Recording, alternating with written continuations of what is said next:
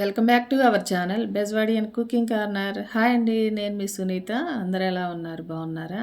ఈరోజు మన ఛానల్లో నేను తయారు చేయబోతున్న రెసిపీ రాఖీ పౌర్ణమి సందర్భంగా ఇన్స్టెంట్ పాలకోవాని ప్రిపేర్ చేస్తున్నానండి. ఈ స్వీట్ అయితే చాలా చాలా బాగుంటుందండి. సింపుల్ ఇంగ్రీడియంట్స్ తో చాలా ఈజీగా చేసేయచ్చు ఎవరైనా.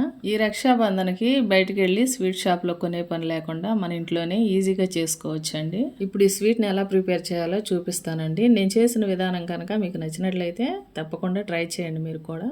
దీనికోసం ముందుగా ఒక బౌల్ తీసుకున్నానండి. ఇప్పుడు ఇందులో ఒక కప్పు మిల్క్ పౌడర్ తీసుకున్నాను, ఒక కప్పు పాలు తీసుకున్నానండి. ఈ మిల్క్ పౌడర్ని ఈ బౌల్లో వేసేసుకొని అరకప్పు వరకు పాలు పోసుకొని ముందుగా ఒకసారి కలుపుకున్నాను. ఆ తర్వాత ఫైనల్గా మిగిలిన పాలు కూడా వేసేసుకొని ఉండలు లేకుండా నీట్గా కలుపుకోవాలండి, దోశల పిండి మాదిరిగా. ఈ పాలు అయితే కాచి చల్లార్చిన పాలండి. ఈ పాలు పోసుకుని మొత్తాన్ని చక్కగా కలిపేసుకున్నాం కదండి. ఈ మిశ్రమాన్ని పక్కన పెట్టుకుందాము. ఆ తర్వాత స్టవ్ ఆన్ చేసుకొని కడాయి పెట్టుకొని 2 స్పూన్ల వరకు నెయ్యిని వేసుకున్నానండి. నెయ్యి కరిగిన తర్వాత ముందుగా కలిపి పెట్టుకున్న మిశ్రమాన్ని ఇందులో వేసేసుకొని చిన్న మంట పెట్టుకొని నిదానంగా కలుపుకుంటూ ఉడికించుకోవాలండి. ఈ మిశ్రమాన్ని కలుపుతూనే ఉండాలండి. అలాగే మంట కూడా చిన్నగా పెట్టుకోవాలి, లేకపోతే అడుగు పట్టేస్తుంది. ఈ మిశ్రమాన్ని ఇలా కలుపుతూ ఉన్నప్పుడు ఈ కడాయి అయితే నాకు కన్వీనియంట్గా అనిపించలేదండి. అందుకని ఇంకో కడాయిని మార్చాను అనమాట. చూస్తున్నారు కదండి, ఇలా కలుపుతూనే ఉండాలి. కొంచెం దగ్గరగా అయిన తర్వాత ముందుగా మిక్సీ పట్టి ఉంచుకున్న అరకప్పు షుగర్ పౌడర్ని వేసుకున్నాను. అలాగే ఒక స్పూన్ యాలకుల పొడి కూడా వేసుకొని కలుపుతూనే ఉండాలండి దగ్గరగా అయ్యేంత వరకు. దగ్గరకు అయ్యేటప్పుడు చక్కగా ఈ సైడ్స్ అంతా అంటుకుంటుంది కదండి, దీన్నంతా నీట్గా క్లీన్ చేసుకుంటూ కలుపుకుంటూ ఉండాలి.